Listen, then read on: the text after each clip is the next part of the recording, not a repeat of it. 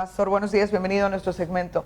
Pastor, ¿es pecado la gula, el comer de más? Y que es que en realidad a veces vemos que como que no es un pecado. ¿Cómo puede ser pecado comer? Y si básicamente lo que estoy es haciendo satisfacer una necesidad básica. Pastor, buenos días. Hablamos acerca de otro refrán: en boca cerrada no entran moscas, hablando de todos los pecados de la boca. Hoy, para hablar del pecado de la gula, deberíamos hablar de otro refrán, ¿verdad? En barriga llena, corazón contento. Eso es lo que se nos dice usualmente. ¿Es pecado el comer de más? Bueno, veamos qué dice la Biblia. Proverbios 23, 21, 22. No estés con los bebedores de vino, ni con los comedores de carne, porque el bebedor y el comilón empobrecerán, y el sueño hará vestir vestidos rotos. Proverbios 28:7 declara: el que guarda la ley es hijo prudente, mas el que es compañero de glotones avergüenza a su padre. Finalmente, Proverbios 23:2: pon cuchillo a tu garganta si tienes gran apetito. Una de las cosas que muestra la gula es el descontrol. Y la verdad es que, aunque no lo queremos llamar pecado porque nos encanta comer, según la Biblia sí es pecado el descontrol. Y en esto del alimento basta con salir a la calle y más o menos darnos cuenta de qué es lo que está pasando.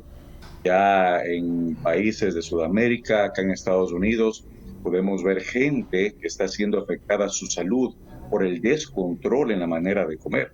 Y la verdad es que la Biblia sí lo llama pecado, aunque nosotros preferiríamos no llamarlo así, porque creo que todos pecamos en ese aspecto.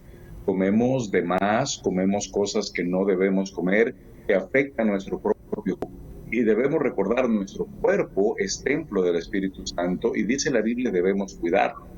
Y una de las cosas que debemos recordar es que la Biblia sí lo llama pecado. Ahora, esto del alimento del cuerpo, no solamente que tendría que ser bien hecho para no ofender, ¿verdad?, al Dios que nos da el cuerpo, pero luego hay otro alimento, el alimento espiritual, el cual está de igual manera descuidado por las personas. El alimento espiritual es la palabra de Dios. Miren, Hebreos capítulo 5, miren lo que dice Marianela. Dice versículo 13: y todo aquel que participa de la leche es inexperto en la palabra de justicia porque es niño, pero el alimento sólido es para los que han alcanzado madurez, para los que por el uso tienen los sentidos ejercitados en el discernimiento del bien y del mal. Una de las cosas que se compara a la palabra de Dios es al alimento. Y uno de los reclamos que hacía la gente que enseñaba en ese tiempo es que tenían que dar todavía leche a mucha gente porque no podían digerir el alimento sólido. Es como el bebé que tiene que tomar lechecita, pues se le da un pedazo de carne, se atora o su organismo lo va a rechazar. De igual manera en la parte espiritual. Muchos no están ni siquiera tomando leche, las cosas más básicas de la palabra de Dios, menos del alimento sólido. Y por eso dice la Biblia, andan confundidos, andan desanimados, andan debilitados, andan de un lado para otro para ver qué tipo de alimento al final es el bueno en la parte espiritual. El alimento propio, el bueno, es la palabra de Dios, pero debe uno tener el deseo de buscarlo y alimentar el alma. Pero volviendo al otro tema de la comida, eso es básicamente lo que la Biblia dice, es no tener dominio propio. Y creo que un cristiano, una persona que ama a Dios, debe llamar pecado a lo que Dios llama pecado. Y la gula definitivamente sí es un pecado. Nos deja una tarea, pastor. Yo creo que todos hemos pecado o pecamos o somos más pecadores a diario o el fin de semana, pero por ahí siempre cuando algo sabe mucho más rico, usted come un poquitico de más y a veces no un poquitico, sino bastante de más, y ahí estamos pecando también.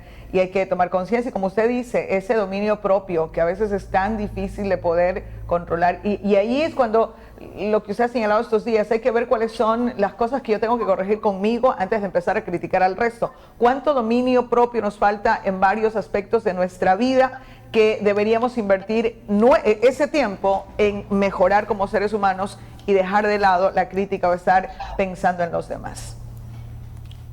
Ahora, lo que sí es cierto es que los padres tenemos responsabilidad con los hijos y de alguna manera nosotros tenemos que guiarlos. Pero ¿cómo le dice un papá que está en sobrepeso: hijo, no comas? Es más o menos como el padre borracho que le dice a su hijo: no bebas, o el padre que fuma decirle a su hijo: no fumes. Pierde la autoridad delante de los hijos aquel que está haciendo mal. Y hoy en día, Marianela, debemos ser honestos. La gente que está resistiendo mejor este tipo de ataques de los virus y todo eso es gente que ha cuidado su cuerpo, gente que tiene su sistema inmunológico mejor que otros.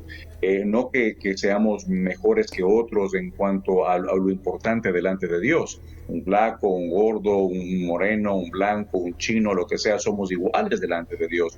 Pero debemos ser honestos.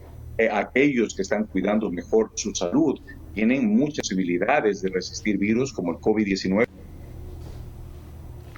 Hoy se nos colgó.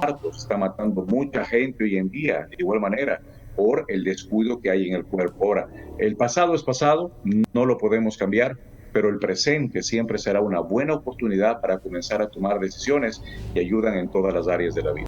Muchísimas gracias, Pastor, por estas recomendaciones que siempre nos deja tareas y para pensar. Gracias, Pastor, que tenga una excelente semana. Que Dios les bendiga.